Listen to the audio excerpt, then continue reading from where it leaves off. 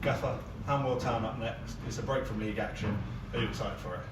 Yeah, obviously the trophy's a strong competition. I relate it to sort of the St Johnson's Paint Trophy back in the day when we went and won that for Saints. So it's obviously a non-league competition and one that ends up at Wembley. So it's Wembley final, similar to the Paint Trophy. So excited. Obviously the players are looking forward to it and be a tough test. Yeah, before we talk about the match itself, Connor Underhill signed his first pro deal yesterday. Talk to us about that. What is it that you saw in Connor that made you decide him to offer that? Connor's been with us for a few weeks. He was with Southampton until he was 16 and then came into the system here. And he's just progressed and shows great energy. Technically a very good player. One that's always shone when he's been in with the group.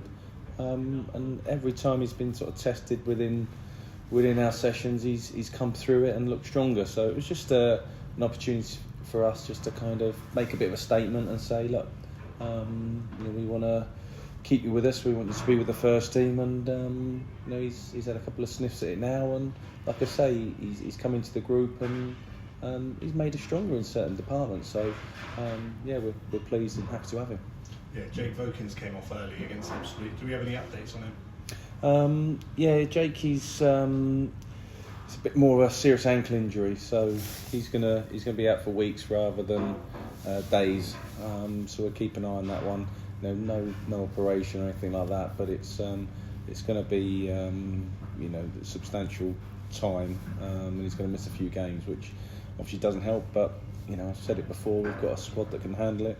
Noah's done very well when he's been called upon at left wing back, and Corey Painter's obviously left sider that can probably not his preferred position, but can do a job for us in a left sided wing back position. So we like to be quite attacking in those wide areas. So it can even be a not naturally left footed guy to fill that spot. So but we've got options to kind of deal with that gap that's been created. Yeah, while we're on the topic of injuries, how is Deji and Sol getting on? Sol is obviously it's been niggling him for a bit of time, so he's had some extra rehabilitation, so he's going to be a bit longer.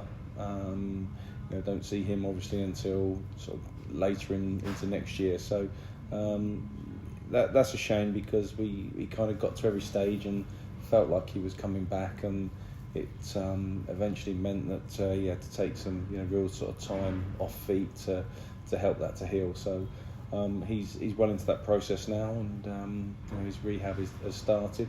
Deji has been non-operable, and his is more of a serious knee injury where he needs an extended period of rehab. And again, we've created a situation now where he knows what he needs to do, but it'll be a few months for him to get himself back to full fitness, but we expect a full recovery, which is the main thing for him. Yeah, moving on to Hanwell, we've obviously had a weekend off. Has that been beneficial for the players, and how are the players feeling? It's never nice. Always, weekends are for football, aren't they? So it's difficult from a scheduling point of view to what we do after a Wednesday game with no weekend, and then obviously 10 days to your next game. So we put the lads through it towards the end of the week, and a couple of days recovery, and then back in on Monday morning. So it's you have to take those little breaks when they come in the game. Obviously, we'd prefer to have been in the next round of the FA Cup, but that's gone. It's about how can we prepare best for the next game, and a little bit of recovery for the players, and for us as coaches, opportunity to go and watch opposition and potential players for us in the future. So it was a game a weekend from the coaching perspective, which was quite valuable.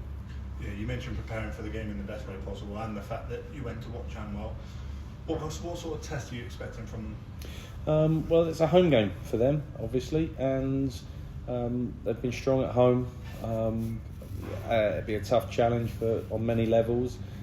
But I think for our side, it's about mentality. It's about not turning up and being a posh footballer. It's turning up and getting the job done, and expect a competitive game.